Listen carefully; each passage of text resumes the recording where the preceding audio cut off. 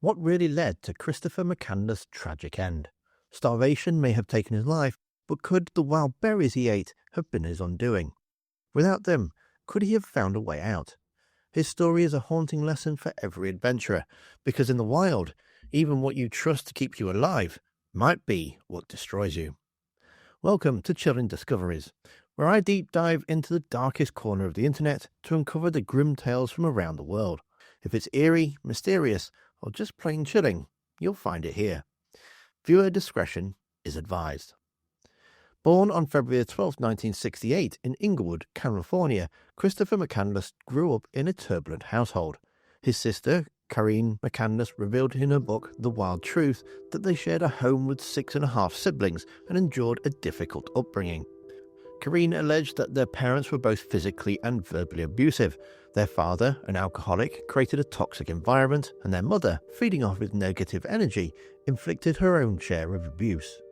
The McCandless family rarely stayed in one place for too long. Their father, Walt McCandless, worked as a NASA rocket scientist, frequently relocating them across the US. Eventually, they settled in Virginia, long enough for Christopher and Karine to finish high school. In 1990, Christopher graduated from the University of Atlanta, Georgia, with a degree in anthropology and history. According to Karine, their family spent a lot of time outdoors, and from an early age, Christopher was fascinated with the world around him. He had a deep love for nature and hiking, using his outdoor adventures as a way to connect himself with the earth on a spiritual level. Hiking wasn't just a pastime for him, it was a way to ground himself. After graduating from university, Christopher felt an undeniable urge to travel. Growing up constantly on the move, town to town, state to state, shaped his perspective on life and left him restless. Staying in one place never suited him. He found beauty in its journey itself. In mid-1990, he left Virginia behind, heading west with no fixed plan, stopping in various towns and cities along the way, taking odd jobs to support himself. Despite his wandering spirit, Christopher kept in touch with his siblings, reassuring them that he was okay and promised he'd return home someday. According to Karine, his original destination was Inglewood, California, the place of his birth and his early memories. Christopher longed to reconnect with his family, though those reunions often carried a bittersweet edge. After an attempt to see them, he continued on his way, eventually landing in Carthage, South Dakota. There, he settled briefly into a familiar routine, working odd jobs, bonding with the local farmers, and finding short-term places to stay. But in April of 1992, the call of adventure grew too strong to ignore. That's when Christopher set his sights on Alaska, the final frontier. Amazingly, Christopher managed to hitchhike over 3,000 miles from Carthage, South Dakota, all the way to Fairbanks, Alaska, crossing through the vast landscapes of Saskatchewan, Alberta, British Columbia, and the Yukon in Canada. When he finally arrived, he set his sights on his most ambitious journey yet, hiking deep into the Denali National Park. Spanning over 6 million acres of rugged Alaskan wilderness, the park offered little in the way of human contact, with most Alaskans living near large towns and cities. Despite the brutal conditions, Christopher appeared strikingly unprepared. Locals and fellow hikers recalled seeing him in Fairbanks with little more than a backpack, a far cry from what was needed to survive the Alaskan wilds. His hippie-like appearance also made him stand out, unkempt, dirty, and seemingly unfazed by the challenge ahead. On the 28th of April 1992, Christopher McCandless flagged down a passing truck on his way to Stampede Trail in the Denali National Park.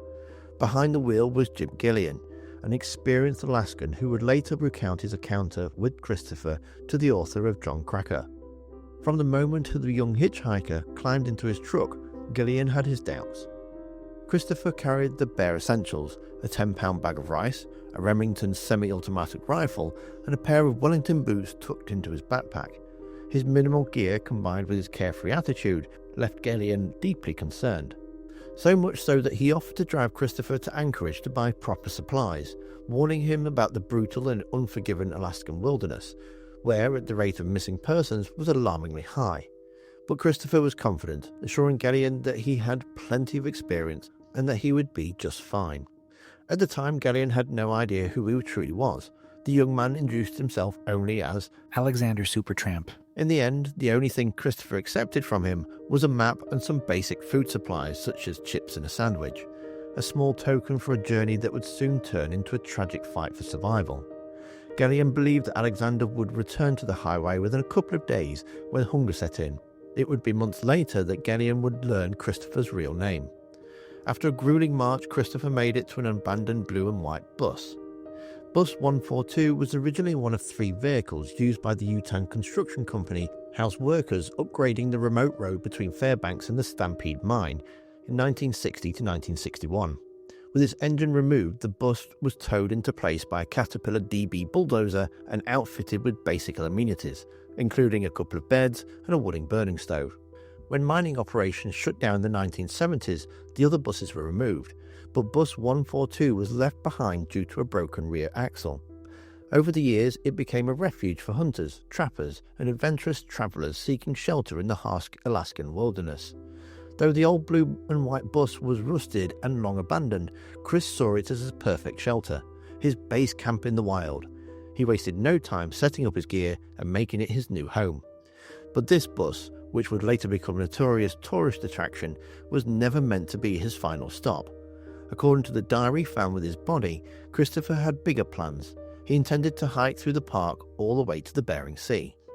For just 2 months he lived in the bus, documenting every step of his journey in his journal. On June 24, 1992, he noted that he had been consuming the roots of the Hydason alpinium plant, a decision that would later play a tragic role in his fate.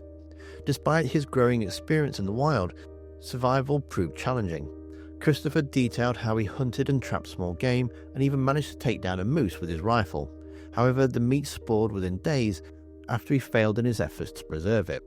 Christopher would experience profound regret as a result of this experience, expressing in a journal entry, "I now wish I had never shot the moose.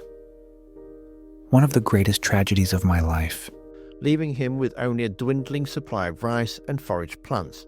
His weight began to drop rapidly. Isolation and hunger were taking its toll, as Christopher continued to chronicle his struggle in both words and photos. By July 3, 1992, he had made a critical decision. He packed up his belongings and left the bus behind.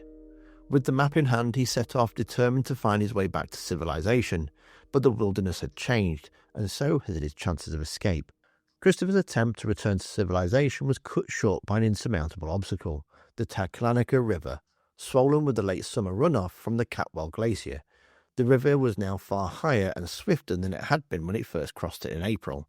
Without a detailed topographical map, Christopher had no way of knowing that just a half-mile downstream, an abandoned hand-operated cable car would have safely carried him across. Unaware of this crucial lifeline, he had no choice but return back. Defeated, he returned to the bus and re-established his camp, his hope of escape fading with each passing day. In a desperate plea for help, Christopher posted an SOS note on the side of the bus, a haunting sign of his growing struggle for survival. "Attention possible visitors. SOS, I need your help. I am injured, near death, and too weak to hike out of here. I am all alone. This is no joke. In the name of God, please remain to save me. I am out collecting berries close by and shall return this evening. Thank you. Chris McCandless." August ? Christopher's meagre diet of plant material and small game was nowhere near enough to sustain him. With each passing day, he grew weaker, his body wasting away. As his strength faded, so did his ability to venture further in search of food, leaving him trapped in an unforgiving cycle of hunger and isolation. On what he marked as Day 107, Christopher McCandless made his last known diary entry. His words were brief but hauntingly poetic. "Beautiful blueberries." Author John Cracker later noted that pages following his diaries, covering 108 through to 112, contained only slashes, silent markers of passing time. After Day 113, the journal fell completely silent, leaving behind an eerie void that spoke louder than words ever could. Sometime during his final days, Christopher scrawled a poignant farewell. "I have had a happy life, and thank the Lord. Goodbye, and may God bless all." It was a quiet acknowledgement of the inevitable. He had accepted his fate and made his final peace. For months, Christopher's whereabouts remained a mystery. Locals in Fairbanks assumed he had reached the Bering Sea and moved on, either to another Alaskan town or back to the mainland US. But on September 6, 1992, the grim reality finally surfaced. A group of hikers venturing through the Denali National Park stumbled upon the rusted blue and white bus Christopher had once called home. What they found inside would shock the world. As they cautiously stepped through the abandoned bus, the hikers were met with an eerie stillness. In the dim light, they saw the unmistakable outline of a figure curled up inside of a sleeping bag. A hastily written note pinned to the door gave them a glimmer of hope. Perhaps Christopher had survived and left in search of help. But that hope was quickly crushed as the overpowering stench of decay filled the air. Steeling themselves, they took a closer look, and their worst fears were confirmed. Christopher McCandless was dead, his body decomposing in the back of the rusted-out bus that had been his final refuge. Alaska state troopers and the Denali Park staff were called to the scene to recover his remains. Soon after, Christopher's family received the devastating news, and preparations were made to bring him home to Virginia, though the boy they had once known was gone forever. Christopher's body was turned over to the local medical examiner, who concluded that he had succumbed to starvation. The autopsy report revealed a harrowing detail. At the time of his death, Christopher weighed a mere 67 pounds. In stark contrast, the average weight of a man of his age group, between 29 and 30 years old, is around 197 pounds. The drastic weight loss painted a grim picture of his final days, highlighting just how much his struggle for survival had taken its toll. In 2016, John Cracker revisited the tragic story of Christopher McCandless in an article titled An Update into the Wild. This time he introduced a new theory about what may have truly led to Christopher's untimely death. Back in 1996, when Into the Wild was first published, Krakow suspected the Hedserium alpinium plant, commonly known as the wild potato, was to blame. However, early tests on the plant failed to detect any harmful toxins, leaving Christopher's exact cause of death a lingering mystery. Then, in 2013, a surprising new lead emerged. Ronald Hamilton, a retired bookkeeper with a keen interest in the case, published an article called The Silent Fire, ODAP, and the Death of Christopher McCandless. In it, Hamilton pointed to ODAP, a neurotoxin found in certain legumes, as a likely culprit.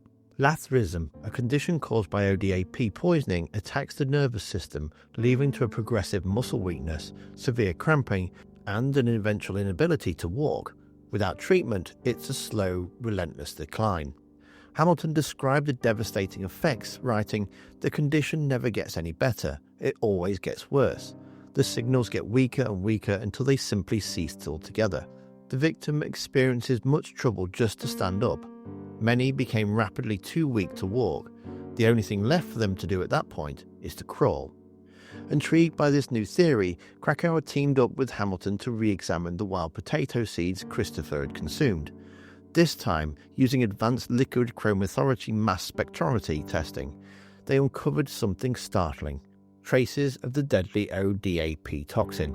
For Krakauer, the results provided a long-awaited closure, revealing that while starvation played a role, it was likely the toxic seed that sealed Christopher's fate in the Alaskan wilderness. Christopher's 10-pound bag of rice was never going to last long, and it only hastened his physical decline. Critics argue that his decision to venture into the Alaskan wilderness with little more than a sleeping bag, a rifle, and some rice was reckless and overconfident. Had he taken Jim Gallion's advice and properly prepared, things might have turned out differently. While starvation ultimately caused Christopher's death, Krakauer and the other pointed out that poisoning from the wild potato seeds likely sped up the inevitable. Without it, he may have had the strength to leave the bus, find help, or discover an alternate route to safety. Christopher McCandless referred to the bus in his journal as the Magic Bus, and, over time, it became a pilgrimage site for those fascinated by his story. Interest in the bus surged after the release of the 2000 film adaptation of John Craker's book Into the Wild, drawing even more visitors to the remote location.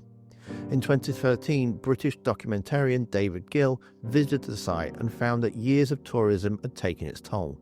Visitors had fired gunshots at the bus and vandalised it, speeding up its deterioration.